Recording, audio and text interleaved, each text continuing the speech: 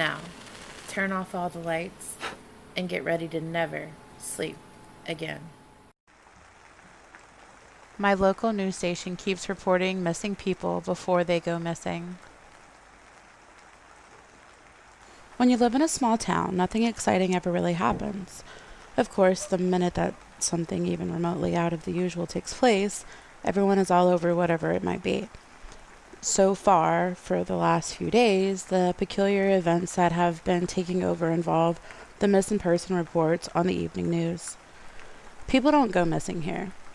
At least, not for long.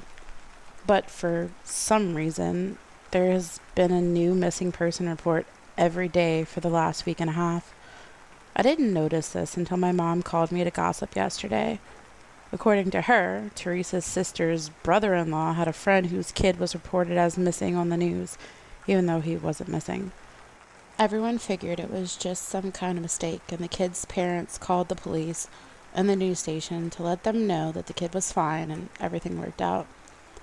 That would have been the end of that if it weren't for the fact that it happened again, and again, and again.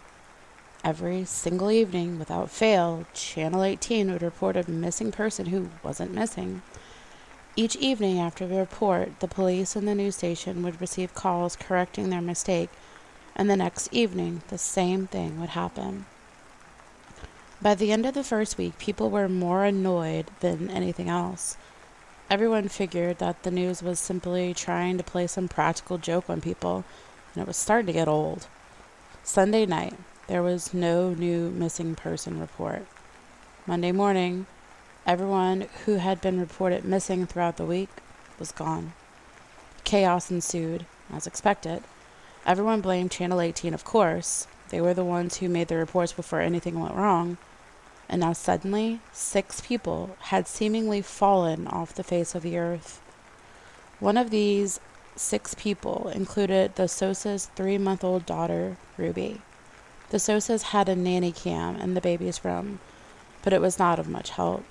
Apparently, the footage glitched for a split second, and the screen turned black. And then the baby was gone. Whoosh, vanished into thin air. Multiple search parties formed, but there were only so many places that someone could hide in a small town, and none of those places contained the missing people. By Monday evening, everyone was on edge, glued to their television screens, waiting to see who would be reported missing next. I decided to tune into the broadcast that evening, and so I sat in front of the TV with my daughter Zoe and my wife Roxanne, all 3 of us waiting to see if someone would be reported missing. We sat through the weather and the sports and some new segment that featured insanely difficult DIYs before it finally cut to the night's breaking news. I've never seen him before, Roxanne said, as a reporter that I also hadn't seen before came up on the screen. I wasn't one to tune into the news regularly. I preferred to get my news online, so I didn't know much about who was and wasn't a regular reporter. He was an odd-looking man. I couldn't tell if he was 12 or 32. He had thick brown hair that was so perfectly combed back that it looked like a plastic Ken doll's hair. His eyes were a weird shade of gray and rather large, with no real visible eyelashes. His eyebrows were thick and very sharply angled, and his lips were deep red. He sat perfectly straight and spoke without moving anything but his mouth. In fact, I wasn't sure that he had blinked even once the entire time that he was on screen. Good evening, I'm Gary Leary, and today's breaking news. 15-year-old Jackson Turano has been reported missing after vanishing from his home in the later afternoon. I knew Jackson. My dad coached the soccer team that he was on, and I knew his parents from high school, although not well. He is 5'10", with brown hair and eyes, and a small scar on his left cheek. The police urge anyone with information to call in and help find Jackson. Jackson has gone missing after the Sosas traded him in exchange for the safe return of their 3-month-old daughter, Ruby, who went missing a few days ago, so everyone can thank them for this unfortunate circumstance. He's saying that the Sosas are responsible for Jackson's disappearance? Zoe asked. I think so, but why? I replied. Thank you, Gary, for that update. If you were one of the 6 families affected in the last week, please make sure to fill out the cards that were mailed to you and mail them back as soon as possible so that we can provide you with the help that you need. A different woman was on screen now, as the news continued with regular updates. That was weird. Do you think this means that Jackson is going to go missing this week? I asked. I don't really know what to think, Roxanne replied. On Tuesday, right before the evening news began, I got a call from my mom. I have to tell you something, but you need to promise me that you will not tell anyone else about this, not even Roxanne, she said before I can even say hello. I'm not keeping secrets from Roxanne, Mom. Denise, please. No, I'm not keeping secrets from my wife. My mom huffed. All right, fine. You can tell Roxanne, but no one else. I was starting to get a headache, and I was only about 4 minutes into the call. So the Sosas got a really weird card in the mail, and so did the Smiths. Who are the Smiths? I asked. Oh, you know, the family that I told you about last week. Teresa's sister's brother and... Right, yeah, I remember that. I cut her off. Okay, so they got these really weird cards in the mail on Sunday, which is already strange because we don't get mail on Sundays. Right. I leaned against the kitchen counter as my mom rambled. So apparently on the card, it said that if they wanted their kids back, then they needed to make a trade. What kind of trade? They needed to pick someone else's child to be taken, and they were promised that their child would be returned next Sunday. What? I was on alert now. Yeah, isn't that insane? Wait, so then the news was right. Jackson is going to go missing because of the Sosas, I exclaimed. Yep.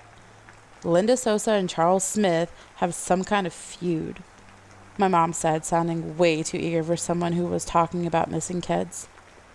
So, let me get this straight. The Sosas gave up someone else's child just to get theirs back? That's horrible.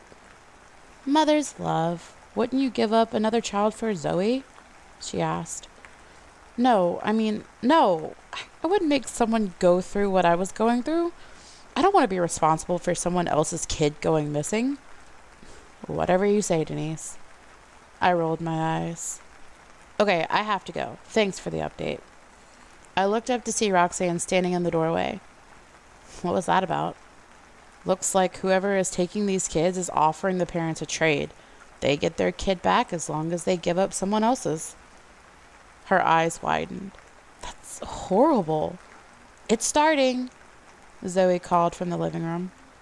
Roxanne and I walked in and took a seat on the couch on either side of Zoe. Good evening, I'm Gary Leary, bringing you yet another missing persons report. Gary Leary looked exactly as he had last evening, only this time he was wearing a white suit. 8-year-old Caroline West has been reported missing. She was last seen in her home, and no one saw her leave. She has green eyes and red hair. Police urge anyone with any information to call immediately. A faint screaming could be heard from the West's house across the street. Roxanne sighed. Poor parents, she whispered. I turned the TV off. The following evening, a 3-week-old was reported missing. I didn't know the family. I assumed it was someone on the other side of town or something. Gary from the news was starting to freak people out, and people were calling in, requesting him to be fired. I guess people thought that getting rid of Gary would solve the problem. The funny thing was, however, that no one seemed to ever remember seeing Gary anywhere besides the evening news. All of the other reporters could be seen in the grocery stores or the carnivals, sometimes church, all except for Gary Leary. I think even I was starting to blame him for the missing kids. There was a sad feeling in the air. It was like everyone was pretty much waiting for their turn, waiting for their kid to be reported missing on the evening news. I couldn't stop thinking about Zoe and what I would do if she went missing. Maybe my mom was right. Maybe I would trade in someone else's kid for Zoe. I was laying down alone on the living room couch when my phone rang, snapping me out of my thoughts. Hello? Hey, Denise, it's Mom. Did you hear? I sighed. Hear about what? Ruby Sosa appeared in her crib this morning. I sat up. What? Really? Is she okay? Well, that's the weird thing. You see, they had to take her to the doctor because Ruby was sick or something. But it turns out that there's something else wrong now. If you ask me, I think it's karma. You can't just give up another life for your convenience. Mom, what was the problem with Ruby? I asked. She's rotting. She's what? She's rotting, my mom repeated. So she's dead. I don't understand. Why would they return a dead child? No. She's not dead. She's alive, but her body is rotting. She corrected. What? Yeah, I saw pictures. It's gross. No offense. Poor kid's skin is gray and her fingernails are black. Her hair is falling out and her skin is starting to come off in chunks.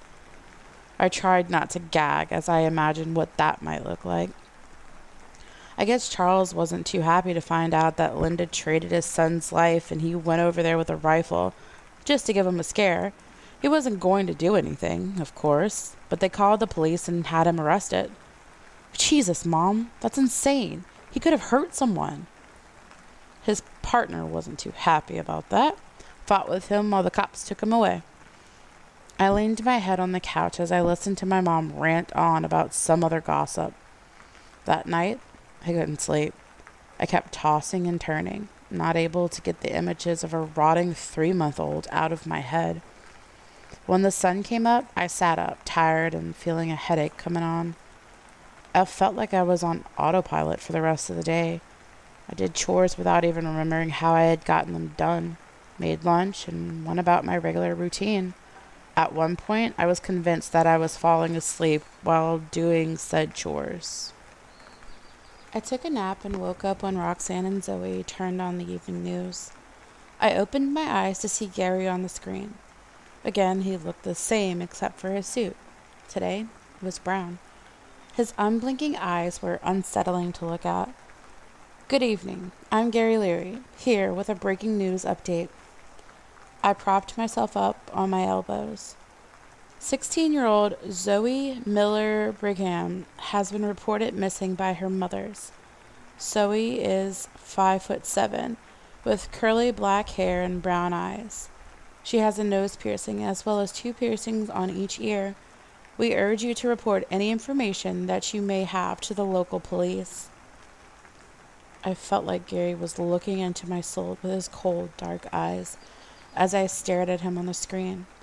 Beside me, Zoe was weirdly silent. In fact, none of us had said a single thing. I turned around to look at Zoe and Roxanne, and on the couch. What are we going to do? Roxanne asked. Zoe simply stared at me. I shook my head and pinched my thigh, hoping that I was dreaming. I don't know. Greetings, spoils and ghouls. If you like this video, be sure to give it a thumbs up. If you'd like to see more, subscribe and hit the bell so you don't miss out. If you have a request or suggestion, make sure to leave them in the comment section below. We hope you enjoyed this video, and remember to stay spooky.